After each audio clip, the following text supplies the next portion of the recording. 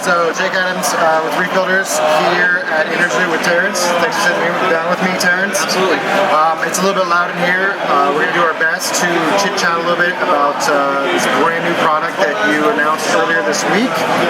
It's got a lot going for it. It's a very complicated product, so it's definitely not like a drive-by post kind of thing.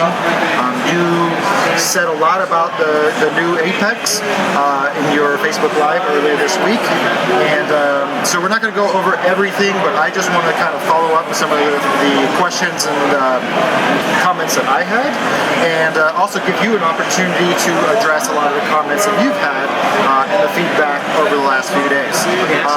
So just to refresh, tell us what you got here. Okay. First of all, this is the new Apex itself right here. Okay. It's now Wi-Fi.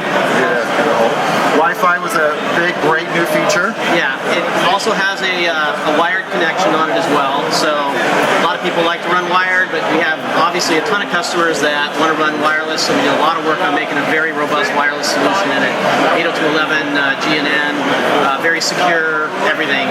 So this is a new brain of the Apex. Correct. Okay, so I know Kurt is not a big fan of wireless connectivity. So what are some of the things that you did to make wireless work for you this time?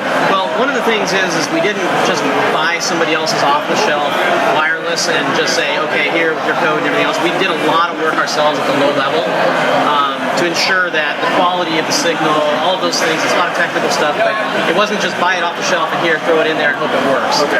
We've done a lot of work to make it as secure as we possibly can. This also has Salinity on it too, by the way. Okay, right, that's one of the upgrades. So that's basically what was in the Apex Gold package, where you had a separate module, the PM2. It's now built right in. So now we've got built-in Wi-Fi, we've got a built-in Salinity module, and in all of your demos, we've really just seen the brain and the new EB832. That's correct. This is your new core package. Correct. Okay. Yes, along with the probes, of course, which we now have. There's 4 probes: the temperature, salinity, right? The same lab-grade salinity, but we have 2 new probes, which are double junction pH and double junction ORP probes. So this is kind of a deluxe package. It's $800, but it's got a lot more going for it. Absolutely. Probes included. Absolutely. Salinity. And those double junction pH probes. Correct, which last a lot longer. They stay calibrated longer. I was a critic of your previous lab-grade probes, so I'm very excited about your junction, your double junction probes. Briefly, tell me a little bit about what's better about the double junction. So, without having to get into too much of the complexity, what is the result? What is the result? Yeah. The result is they last longer. Okay. They stay calibrated a lot longer, so that you don't have to calibrate the probes as often, and they're more accurate. So last longer. What does that mean? So what happens inside a probe is that there's a junction which allows you to measure what's going on. There's a fluid inside, and it's not supposed to allow, let's say, the seawater, right, to seep in there and start to change the properties of it, right? It's a real layman's way of explaining it. And with a double junction, there's another junction inside there with another set of fluid. So you've got to pass through 2 junctions to actually ruin the fluid, so to speak. It's a really layman's way of saying it. So if your previous lab-grade probe lasted a year or 2? Yeah, I mean, you basically at a year, the lab-grade probe starts to now, you're having to calibrate a lot more frequently. So now with the double junction? 18 months to 2 years, it's going to start to tail off at that point. Okay, and calibration. If you really needed to calibrate the previous probe every 6 months? I mean, really, some people like to calibrate it every month. It really depends on how far they wanted it to be off. I would say with the new double junction probes, every 3 months you calibrate your probe, you're going to be in pretty good shape. If you waited 6 months, for most people's application, it's not going to make a difference. So I'm actually very excited about the double junction probe. All right, so that covers that. The EB832. Also the mount too, man. The mount is cool, superficial. People are going to get that. They're going to get that easily. I don't need to walk them through that. I don't need to hold their hand for that one. All right. I feel like the action is in the Energy Bar 832. There's a lot in there. Let me give you a closer look. It looks different for a reason. You got a lot going on here. Previously, your Energy Bar 8 only had a couple buses, right? That's it. So, no, it had a few buses. So no, it still had the Aquabus on it. the real difference here is that in addition to the 8 outlets that the Energy Bar 8 had, it also more or less has one link built in, which means 3 one-link connections. Before you skip ahead. Oh, I thought that was what you were talking about. No, we're getting there. Okay. But you have these 6 isolated outlets here and then 2 on their own. These are your high current. That's the way it used to be. Now all of them are 7 amps. Okay. All of them. So why do you have 2 over here on their own? It's part of a design look and feel. It really doesn't have a functional purpose to it necessarily. But all of the outlets also are spread out more now, so you can get wall warts on them. They also go up and down, so when you put wall warts on, they don't hit each other. Okay. Right. So we thought about that. Okay, so these 2 are just for looks. Yep. But they're now all high current outlets. Yes, they're all 7 amps. There were 5 on the last ones, and there's 7 on this. Okay. So this box is bigger. It's heavier, and that's because you have the one link built in. Correct. It has a 100-watt power supply in here. It's heavy. You can feel it. Oh yeah, it's absolutely. meaty. And it's got the 100-watt power supply in there, 24-volt power supply. So now all of your one-link devices, you can just plug right in the side. There's 3 one-link ports and 2 accessory ports right on the side. Can you point those out, Kurt? Right there. The top 3 are one link? Correct. The bottom 2 are accessory. Yep. Alright, so if you have a 100-watt power supply in here, and you have eventually 2 waves and a core plugged in, is there power left over for the accessory ports? Not a whole lot. But the thing is that it's got intelligence built in, so it will start to scale down the power consumption of the waves. Let's say if it's being overdriven or anything like that, or it'll throw an alarm message. So it's going to balance the power and manage the power for you if you happen to overload it. So when we have the core on here, the core and those 2 together is going to fit within the 100 watts. We wouldn't do it otherwise. Okay. But yeah, if you try to put now a 12-watt accessory on there, you're going to exceed it. Right? But the idea anyway is most of the time when people are going to run, let's say 2 waves, they're not running both at 100% anyway.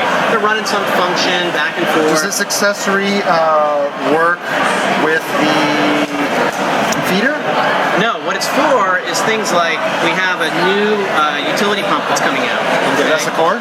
No, this is a small the top off pump. Okay, it's like you can use it for top off, or you can use it for like a GFO carbon reactor, right? Because it'll work in salt water too.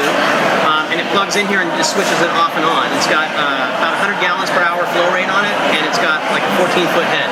Okay. And then just it's also ATO or RODI solenoids too that we have. Yeah, I'm not trying to cover the whole ecosystem in a tiny 10-15 minute video. I just want to hit some major points. I got you. What is this little jobby? That's the reset for the main circuit breaker for the whole unit. Okay. So if you happen to draw more than 15 amps on the unit, it'll pop the circuit breaker. You can just slide it off the mount, hit the button, and slide it back on the mount. One thing I'm going to love is these indicator lights right here, so you know what's going on. Those will just be like solid or flashing? Yeah, they'll flash if you overdrive any one of them. Like you plug in, let's say, some metal halides that are more than 7 amps, it'll start flashing really bright. Okay. I know you're really proud of the current and wattage monitoring. You want to touch on that? It's a big deal for us. I mean, number one, if you care about the cost of power, you get to know now what each of your devices is using, right, over time.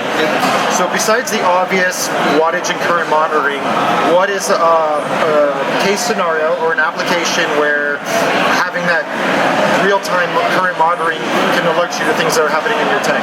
Okay, so I'll start with that one, then I want to come back to the other one. Is that okay? So the alerting means that if you have a pump, let's say the pump gets something clogged in it, right? Or you have a pump that's getting dirty. The characteristics of that pump are going to be different in terms of its power utilization. Or if you have a pump that just completely, shut off, got an open in it, it's got no current going to it, you'll get an alert, or you can have other things get triggered on your aquarium to happen, right? Like maybe turn the power heads on high, or put a bubbler on, or whatever you want. Right. But you now have that ability to have those kind of triggers and alarms. And that's the same thing for a needle wheel pump. When there's no air going to the pump, it's got its maximum power draw. Exactly. When it's dialed into a set airflow, that power draw is going to be at a certain level that you can know. Right. So you can actually know how much air you're drawing based on the power level of your pump. Absolutely. There's so many cool things. We don't even know what they're going to be yet. Right. Because people haven't even played with it really enough to know that this is what's happening. Right. So that's just one of the many new applications that go far beyond just knowing your total watt and power draw. Very cool. But the really cool thing too is that, I mean, there's cost in the environment, right? I mean, people want to be green. Those are the obvious things. Yes, but do you know, but seriously, it's not just looking at it, it's you can change by 1 degree your tank and completely eliminate 50% of your heater's power maybe just because you've got it in balance, and that helps the environment or your wallet. It's a big deal. Okay, very cool. Yeah, I mean, those are some of the major points that I like, and one thing that I'm excited about too is that this is an aquarium computer. You have a modern, faster processor in here, so this thing is going to be speedy. Yes. Right? And that's the new brain. This is the brain. This can be speedy. You have to have more processing power to handle. More memory, more file system, more processing power. So many more probes here, so many more accessories here, plus the watt and current monitoring. And that is why the EV30832 is not going to be compatible with the classic Apex. Correct. So the people who currently have an Apex, what's now called the Apex Classic, they'll not be able to plug this in because there is so much information that has to happen for all It's the same reason your iPhone from that same year cannot shoot in 60 frames per second to get to your slow mo. Right. Or go to iOS 9 if you've got an iPhone 4. There's only so much bandwidth to go around. Correct. Okay. But all the legacy modules will be forward compatible. So the way it will work is there's two things to talk about. So this new Apex will work with everything you already have. So if you decide you want to buy this new Apex and you've got all this other Neptune gear, it's going to work. Okay, there's not a problem with that at all. The other thing people are asking is, well, you guys are probably going to come out with some new cool thing, you know, in 6 months, like the FMM that's supposed to come out. It's a fluid monitoring module. And those things now, they're not going to work with my classic Apex, and that's completely untrue. If it's feasible for us to make it work with your classic Apex, based around the technology, we're going to make it work. I mean, that's what we do. We want everybody in our ecosystem to be happy. So the other thing I'm really excited about that we don't have time to cover is a native application. We've got a lot of improvements to Fusion, to Apex Fusion. Yep.